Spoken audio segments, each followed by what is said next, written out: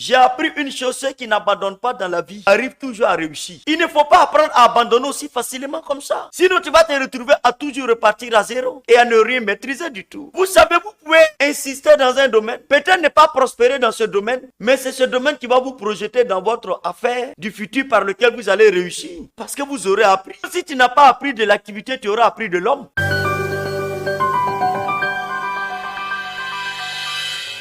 Il ne s'agit pas de gagner aujourd'hui et puis perdre demain. Moi aujourd'hui peut-être j'ai fait d'investissement, je perds beaucoup. Mais je sais que le futur me sera plus radieux.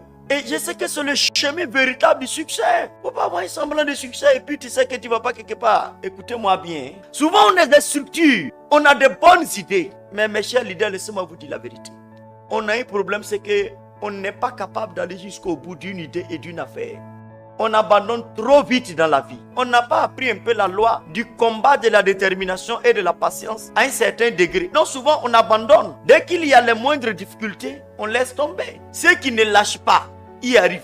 Ce n'est même pas besoin d'être croyant ou païen, ça n'a rien à voir. La vie là, ceux qui n'abandonnent pas arrivent à faire des exploits. Je vous le dis. Si tu entreprends, que tu as plusieurs options pour cesser en même temps l'entrepreneuriat. Parce qu'il faut être déterminé pour réussir. Il y aura des circonstances auxquelles vous n'avez pas pensé au début qui vont venir se glisser. Il y aura des situations difficiles. Il y aura des trahisons, de l'adversité, des moments de déception. Savez-vous combien de fois il m'est arrivé souvent de vouloir abandonner certains projets? Combien de fois cela a traversé mon esprit? Mais il y a une force en moi qui me dit toujours, mais écoute, qu'est-ce qui est facile dans la vie? Tu es déjà né. La mentalité de croire que quelque chose est facile, déjà il faut oublier ça. À force de forger, on finit par devenir forgeron.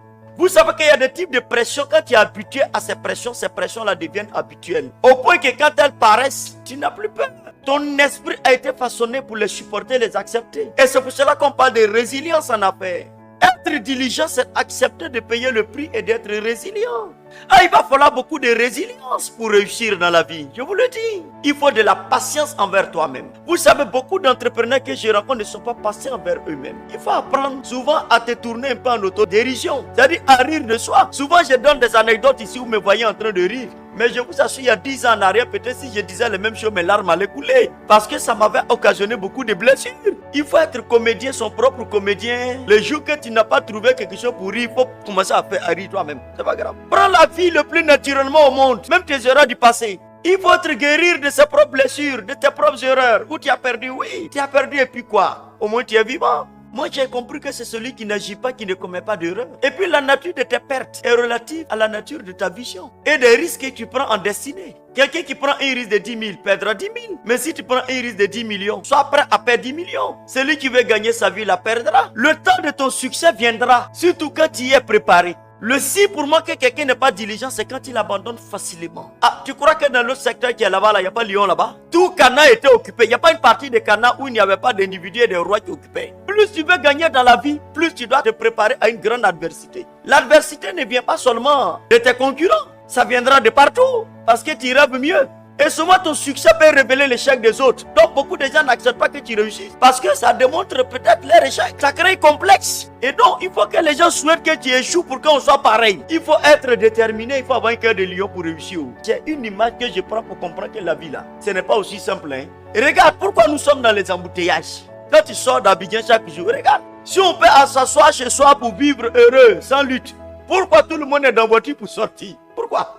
C'est-à-dire que souvent dans la voiture, je me dis, autour de moi ici, là, il y a au moins près de 4 concurrents comme ça autour de moi, on est en train de lutter la route. Si on lutte la route, c'est l'argent, on ne va pas lutter. Souvent, les gens ne sont même pas prêts à te laisser passer. C'est le marché, ils ne vont pas te lutter. C'est pour ça qu'il est sorti. C'est pour ça qu'il t'a fait que de poissons dans la circulation. Il a pressé parce qu'il poursuit quelque chose. Si tu es un entrepreneur qui m'écoute, quand on va à l'église, on fait les mains joints, on est enfant de cœur, ça va bien là-bas. Mais l'église te prépare pour que quand tu sors, tu aies les arbres pour tenir. Là-bas, tu veilles et tu pries. Parce que quand tu sors là, l'adversité t'attend. Donc il faut emmagasiner beaucoup d'énergie.